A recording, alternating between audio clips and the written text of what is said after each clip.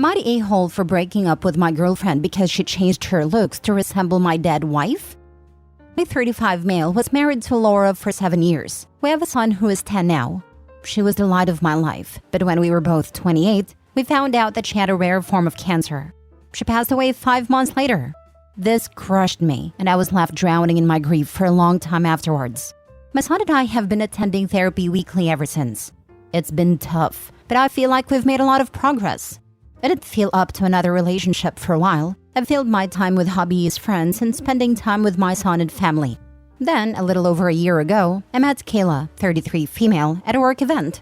We share a hobby that's pretty niche where I live, so we had a great time chatting about it. Eventually, we began to go out together. She's great, but different from my wife. I love her for who she is as an individual. I was hesitant at first, but after speaking with my therapist, I decided to try for a committed relationship if we took it slow. At first, she was amazing. I told her about my past and that my son comes first even before our first official date. She was very compassionate and understanding about everything.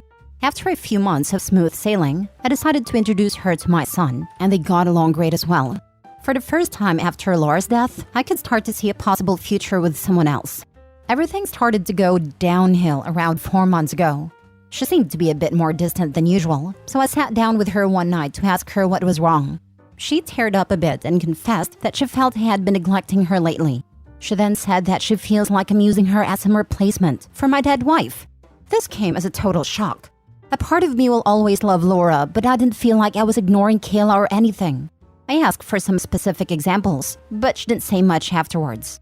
I felt guilty that I had made her upset, so I ended up apologizing and arranged for us to have a few more date nights, and she seemed happy again. Then a couple weeks later, she had to go to a cousin's wedding. I couldn't attend because of work, but she was only gone for a day. When she got back, I asked for some pictures, but she said there hadn't been any of her. I thought it was a bit strange, but didn't pry. Then, the next day, a coworker of mine showed me one of a private page on Facebook. I was shocked to see an expensive pair of my wife's earrings in Kayla. In my son's room, there is a small cupboard with pictures of him and his mom, letters from her, and some of her prized jewelry. I checked it as soon as I came home, and the earrings were returned to the cupboard but in a different spot. I confronted her, and she got mad, yelling at me for assuming she'd be so careless as to lose or damage the earrings. I told her I was just hurt she'd go behind my back and take something with sentimental value, even if they were beautiful. She eventually broke down and apologized, and after a serious talk about boundaries, we moved on. Things improved for a while before her strange behavior started. It began with her changing her hair color to match my wife's. My wife had naturally light blonde hair that a lot of women dye their hair to today, so while I thought it was strange, I wrote it off as a beauty choice. Then she began regularly straightening her hair. She has wavy hair, and my wife's hair was pinned straight. She also started to change her clothes to be more like my wife's, or at least the one she's seen in pictures. She also had her ears double pierced and got a cartilage piercing like my wife. This was all incredibly unnerving, but she just said I was crazy. I'd asked my family and they said I was nuts too, so I ignored it. Then she brought up having my son call her Mama. I said I wasn't a huge fan of the idea, but if my son wanted it, I supposed I'd be fine. She went on a whole rant about how it was different, because he called my wife Mommy, so it's not like she's stealing a title. He said no, and she was a bit cold to both of us for days. She seemed like a totally different woman than the one I fell in love with. But everyone around me just said I was probably nervous, since it's my first relationship after Laura's passing. The final straw was when she got a tattoo that was almost the exact same as my wife's. It was in the same spot, same color, just with a slightly different design. That was my final straw. I sat her down and confronted her a week ago with everything. At first, she denied it all, but then broke down in tears and said I never loved her. She said she felt that she had to live up to the memory of a ghost. This upset me because I had asked her before what I did specifically and she wouldn't discuss it. Plus, she was the one being weird and copying Laura. She kept sobbing and saying I didn't love her. I got so sick of it.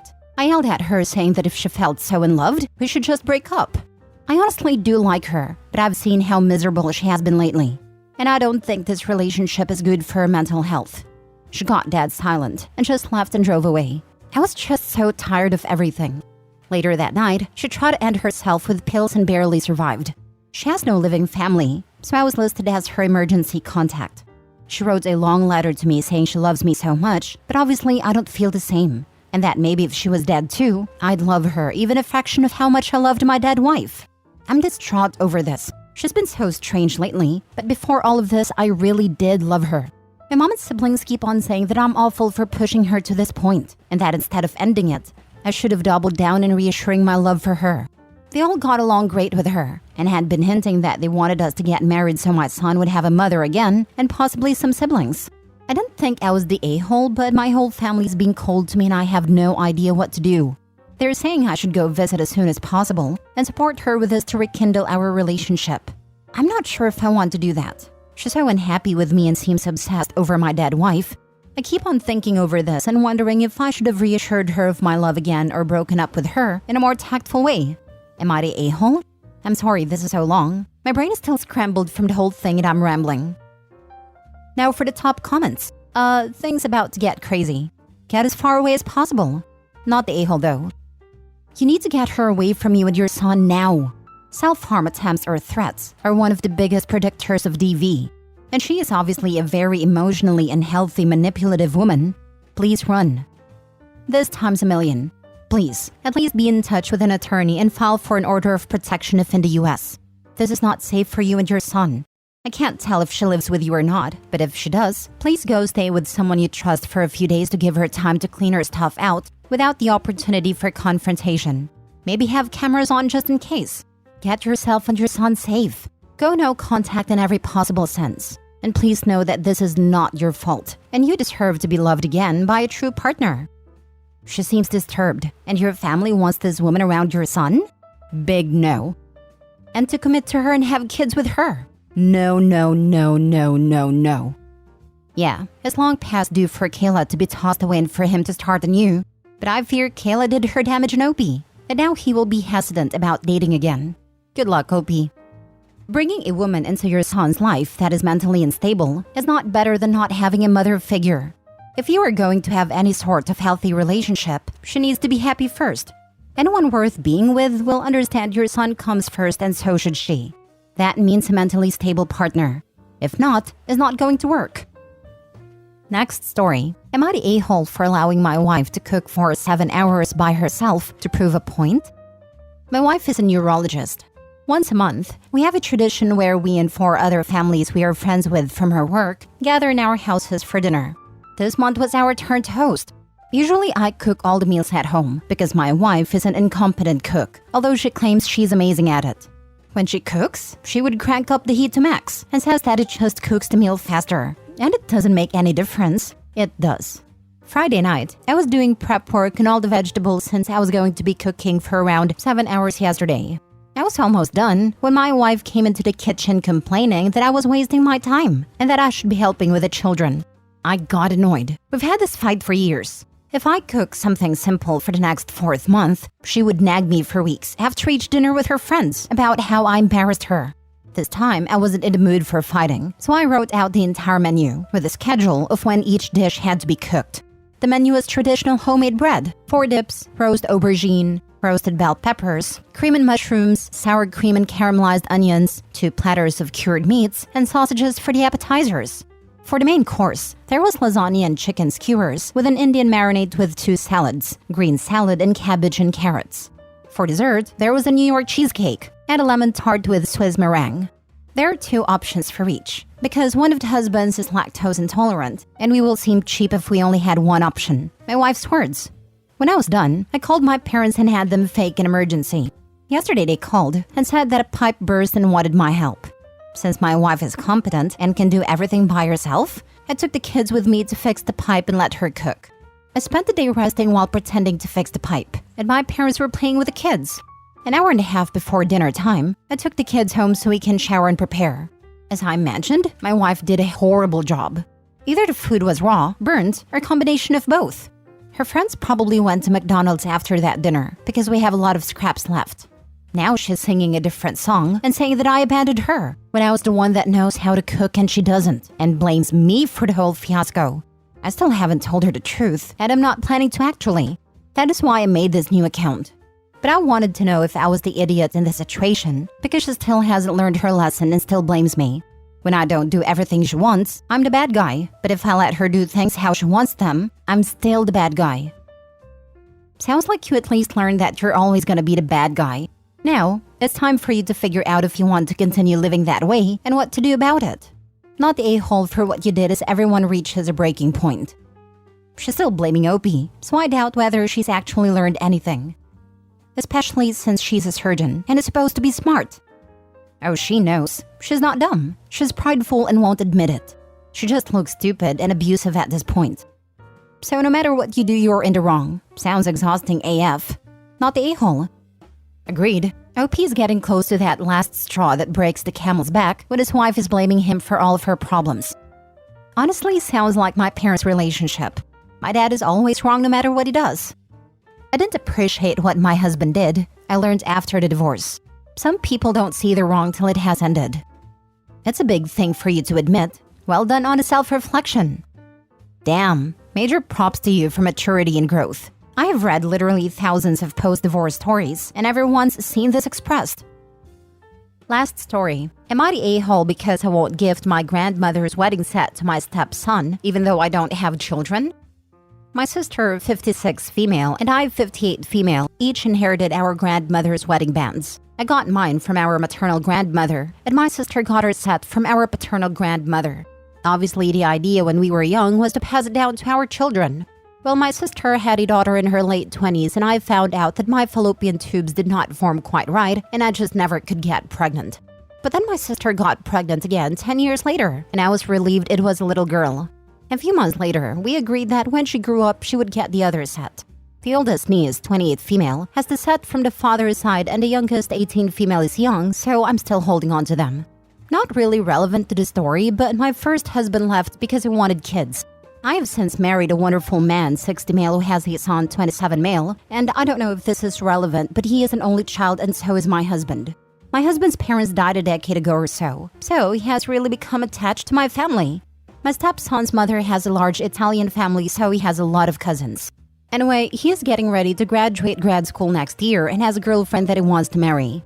His own maternal grandmother has offered her set to him if he wanted them, which, to be honest, I thought was really generous and sweet of her.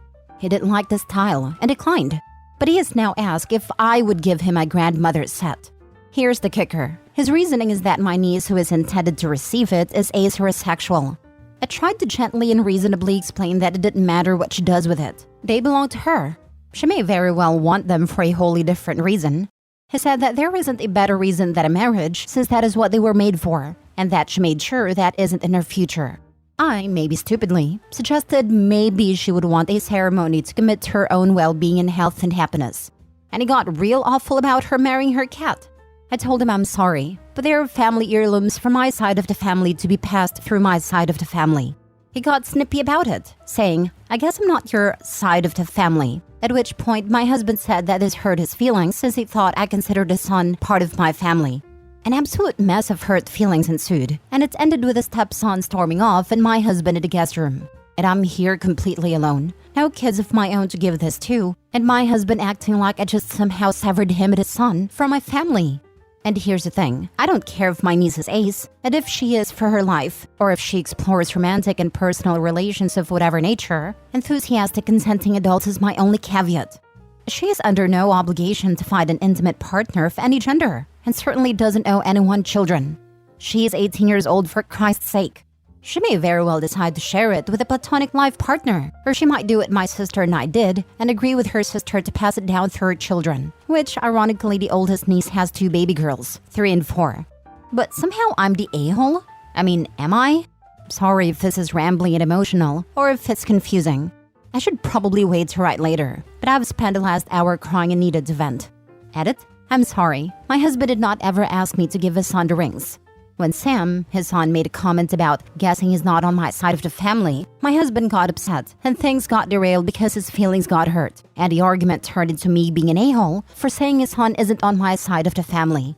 From my husband's point of view, I think it's because my family's the only family he has aside of Sam, so if it seems like I cut Sam out, then that leaves him without anyone outside of my family? I don't know.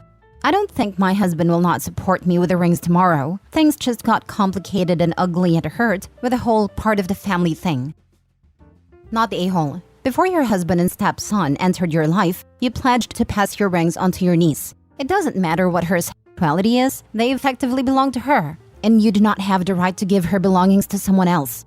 Only if you had no plans for the rings would your stepson be able to ask. It has nothing to do with whether he is part of the family. It's to do with honoring a promise. What makes your stepson even more of an entitled a-hole is his rejection of the rings he was already offered is not good enough. Exactly. How hurt must his own grandmother have been to have him reject a wedding set that was good enough for her? Not the a-hole. Your stepson just wants the nicest ring he can get for free. His own grandmother offered him her ring, but he wants the one from your grandmother because he or his girlfriend likes that one better. You have already promised the ring to your niece, and I think it is important to honor your word here. Agreed. Your stepson is a greedy, yucky person. Also, a promise is a promise. And the fact that the niece has A's is none of stepson's freaking business. Also, please keep the ring set safe and secure.